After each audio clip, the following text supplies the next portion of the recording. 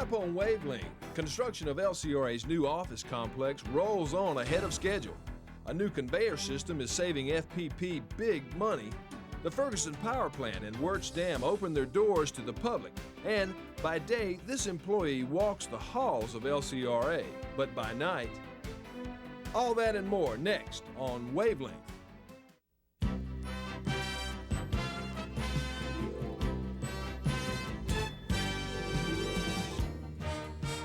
From the Lower Colorado River Authority, this is Wavelength.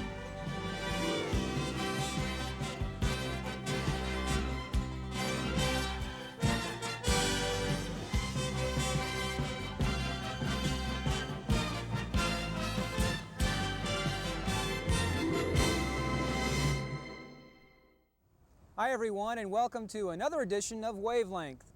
Well, since December, our friend and co-worker Colleen Reed has been missing. As you can imagine, this has been a very difficult time for her family and co-workers here at LCRA. Well, on a recent Saturday morning, those family and friends gathered together at a park in East Austin and paid tribute to Colleen. Those close to Colleen say she loved the outdoors and loved to help other people. So when her family started thinking of ways to pay tribute to her, the decision was easy. They planted 3 trees, one from each of her sisters, near a playground in East Austin. And there's 3 trees, 2 live oaks, 1 pecan, and that's our way of giving something back. I hope somebody finds a piece from them.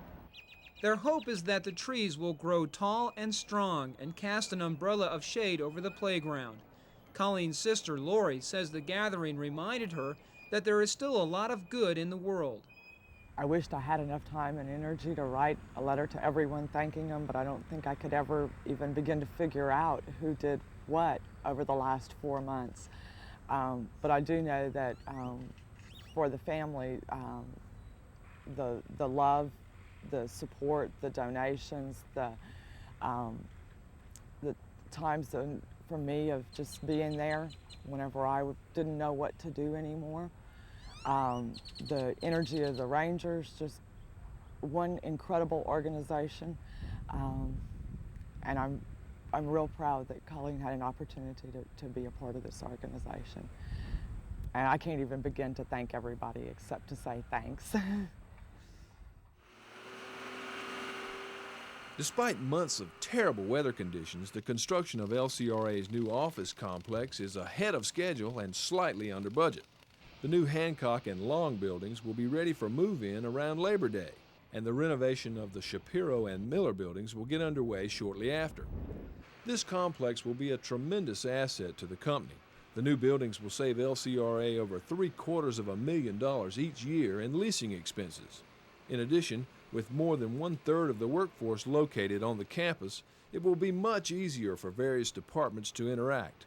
Well, the buildings are all arranged in a way that they focus on a courtyard so everybody can overlook the same space. The internal organization of the buildings is basically there's a core of spaces, and then the periphery can be rearranged at will so that if there is a reorganization, we can quickly mobilize and support that, and so that hopefully the physical aspects of this will support the idea of one company and working in teams, reorganizing the spaces that you need to create those team spaces. And for those of you riding the shuttles, there will be some relief soon. Surface parking will be done by late May, and construction of the parking garage will be finished in June.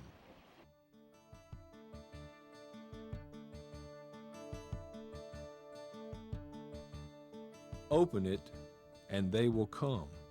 Over 500 people showed up at this field of dreams during the 3-day open house at Ferguson Power Plant and Wirtz Dam near Marble Falls.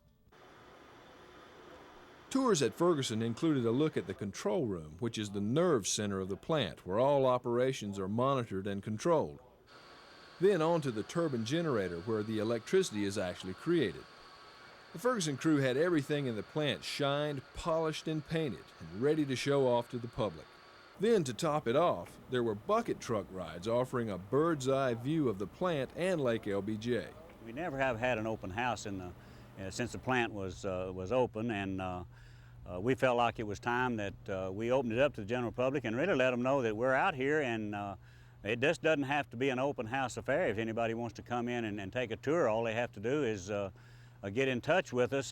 The open house continued here at Wirtz Dam, just across Horseshoe Bay from the Ferguson plant. Wirtz is headquarters for the Hydro Operations Department. All 6 LCRA dams are controlled from right here. Now, as you can imagine, during the recent floods, this was a very busy place. Hydro completed right at 130 days of continuous operation on generation. So later on, when you all see your fuel bills, you can call us and thank us, because you're going to be surprised. It's a cheap, renewable resource. Wirtz is the youngest of the LCRA dams. It was completed in 1950, then called Granite Shoals Dam, but renamed in 1952 for Alvin J. Wirtz, the first general counsel of LCRA. In addition to the general public, this event was also attended by wholesale customers, local elected officials, and LCRA staff and board members.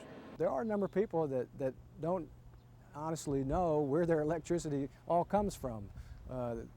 And it's good to have this opportunity for everybody to come out and see how this all interconnects together. The dam system with the Ferguson power plant and the Fayette power plants, and how this is all one system. And it's very healthy, I think, for everybody to really know where their power comes from.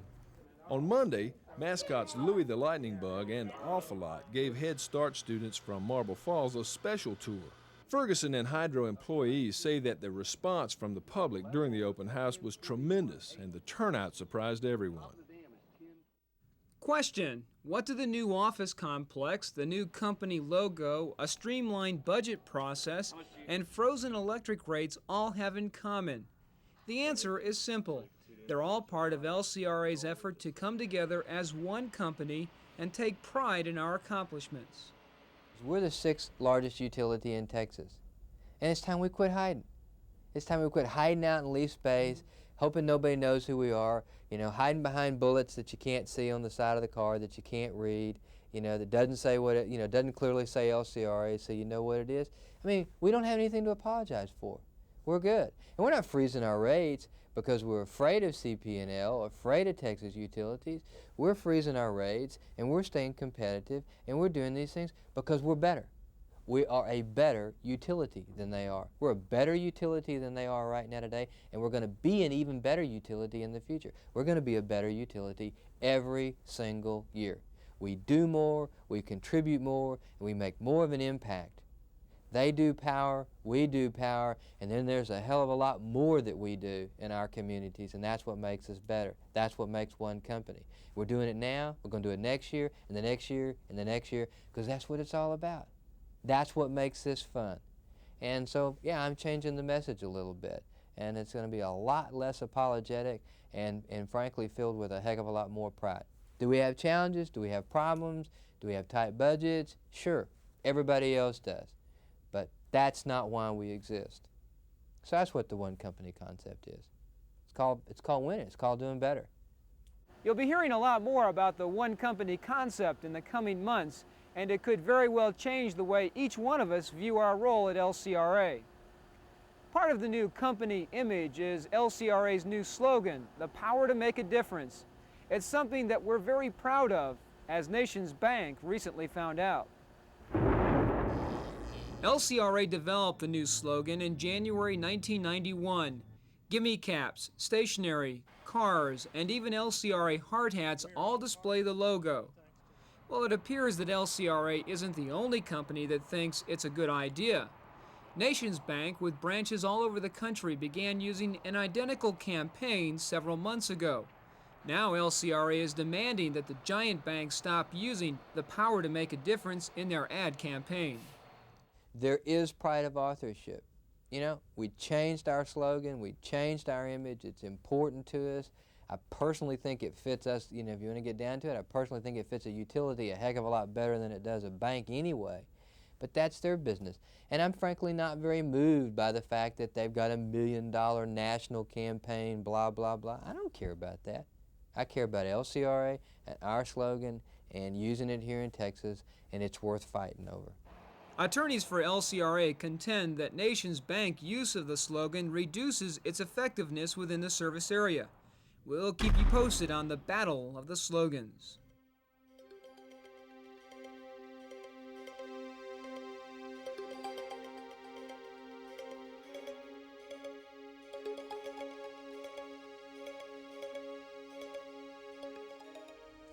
If you own a home, you probably have a mortgage on it, hopefully one with a low interest rate. But let's just say that when you bought the house, interest rates were at, say, 12%, and you could get one today for about 8%. What would you do? You'd probably refinance. The Fayette Power Project is LCRA's home, so to speak. The agency borrowed millions of dollars to pay for construction of Unit 3 at 10.75%. But when rates started dropping earlier this year, LCRA's financial analysts got busy and figured out a way to restructure the company's debt at an incredibly low 7.15%. The result was a net savings to the agency of $30 million. When we settled the last electric base rate case, we had put together a preliminary 5-year financial plan. That plan assumed that we'd have a certain level of oil and gas revenues, electric revenues, and it pretty much set the levels for our O&M expenses for this time period. We haven't had a lot of changes in O&M. We're sticking to that 5-year plan, but our oil and gas revenues are down, and we've had some fairly mild weather, so our electric revenues are down. So this refinancing is going to help us offset some of those costs and buy us a little more insurance that we'll be able to make those later years of that plan that includes some pretty tight financial forecasts for the O&M budgets. Freeman adds some of the money may go towards LCRA's new gain-sharing program. It takes more than 5 million tons of coal each year to fuel the 3 units at the Fayette Power Project. Not surprisingly, moving coal from one stockpile to another is an expensive, time-consuming process. But with the completion of this new $4 million conveyor, the job of moving coal just got easier. This high-speed conveyor will take the coal that is delivered by rail car and divert it directly to the generating unit that needs it. Before, all the fuel unloaded at the dumper came up the conveyors, and all of it had to be stacked out over on the 1 and 2 pile. So now what we'll be able to do is divert the coal at the center of conveyor 2, and it'll go on the new tie-in conveyor and end up at the double boom stacker over on the Unit 3 side. The conveyor carries 3,000 tons of coal per hour and will ultimately save the plant thousands of dollars in operating expenses. We're looking at saving about $200,000 in our O&M cost as a direct result in the reduced transportation cost. We don't have to push that fuel at 1,000 feet. Another $200,000 roughly is being saved on our labor. We're reducing 4 positions ultimately in our operations department. What we'll be doing is using those folks doing other things until those positions can be attrited. The switch from bulldozers to the new conveyor system will also have an environmental benefit. Engineers say that the amount of dust coming from the coal pile will be reduced by as much as 20%. Since its inception 4 years ago, the Colorado River Watch Network has collected thousands of water samples, helped to pass phosphate bans in 4 different cities, and helped identify hazardous waste spills along the Colorado River. But it's not all work for the 500 or so volunteers. Each spring they get together for a bit of fun as they share the results of their tests. The students are responsible for sampling at 40 different locations along the Colorado. And so what we're wanting to do with that data is we want to take that data and use it to kind of be the eyes and the ears of the Colorado River to help our monitors at LCRA, so we don't have to be running up and down the river all the time. We don't have the staff or the manpower. Justin Coe is perhaps the youngest member of the River Watch, but don't let the fact that he's only in 3rd grade fool you. He knows more than most adults when it comes to water quality. Okay, the nitrates come from the fertilizers, and the reason why weeks 7, 8, 9, and 10 are up so high is because there's a very heavy rainfall and it flooded, and the rain washed in all the detergents from the yards. The River Watch Symposium offers students a chance to share the results of a year's worth of sampling. The impact it's having on Justin is easy to see. What's the funnest part? Well, the funnest part is to be able to help the environment. That's what I've been more happier about. When Human Resources completed the job evaluation study last year, nearly 400 employees disagreed with the results. Now, after months of reviewing the appeals, employees are being notified of the results. But it's been a real good, healthy process, I think. And I think Human Resources has done a good job. I think those folks have really listened and really tried hard. And there's been a tremendous amount of dialogue and discussion in the appeals process. The employees, the supervisors, and Human Resources. I've looked at those three sets of recommendations, what the employee said in the appeals process, what the manager said, what the Human Resources folks say, based on all of those combined. And we've made some decisions, and that will be communicated directly back to those employees. Circle June 20th on your calendar. That's the date for this year's company-wide family picnic.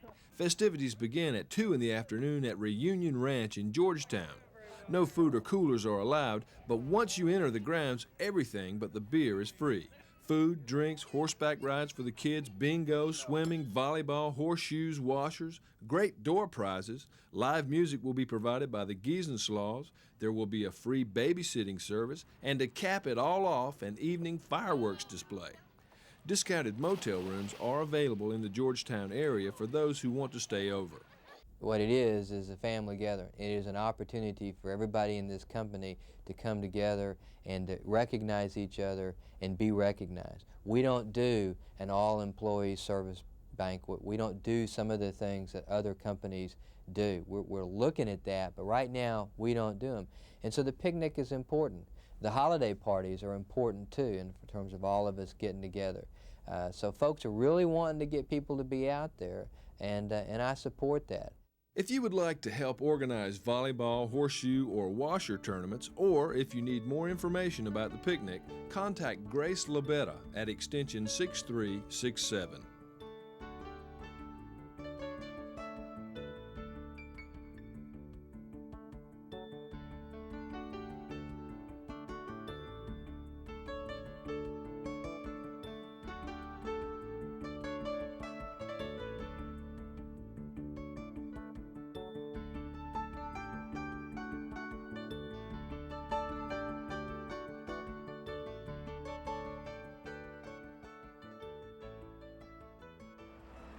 Here on Wavelength over the years, we've introduced you to some very talented LCRA employees.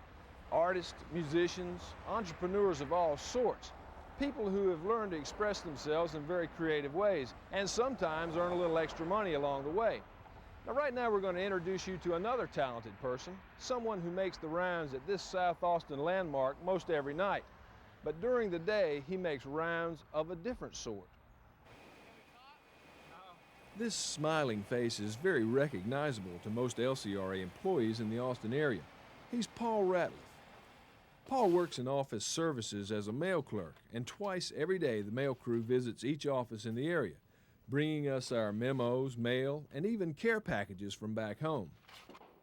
Paul says all day long he gets a lot of exercise in his job, lifting, carrying, walking. But then at night, his hobby gives him quite a workout too.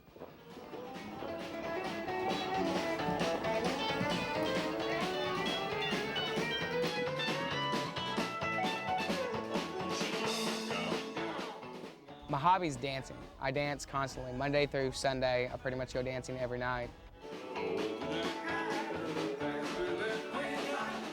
Paul and his dance partner, Chandra Mills, have done quite well recently in several local dance contests, and Paul has been offered a tryout as a dancer on a TV show produced in Nashville.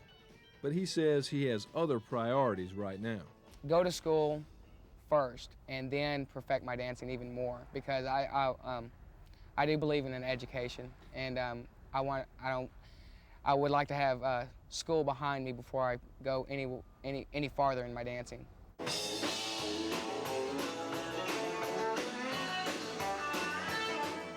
Paul only started dancing 3 years ago, and quite by accident. It took his ex-girlfriend's younger sister to get him out on the floor.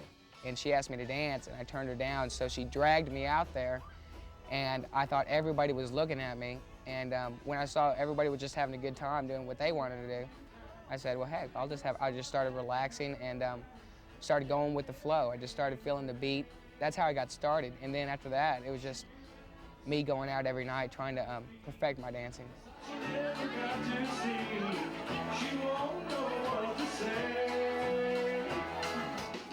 So what does this former wallflower have to say to those of you who are thinking about getting out there for the very first time? If you really want to do it, just go out there and have a good time. You're not supposed to impress anybody. You're supposed to have a good time for yourself. If you're having a good time, that's all that matters, I think.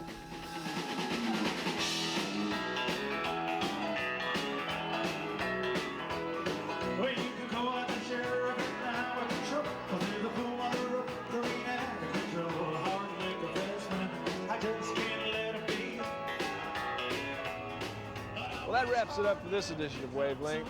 We'll see you again next time.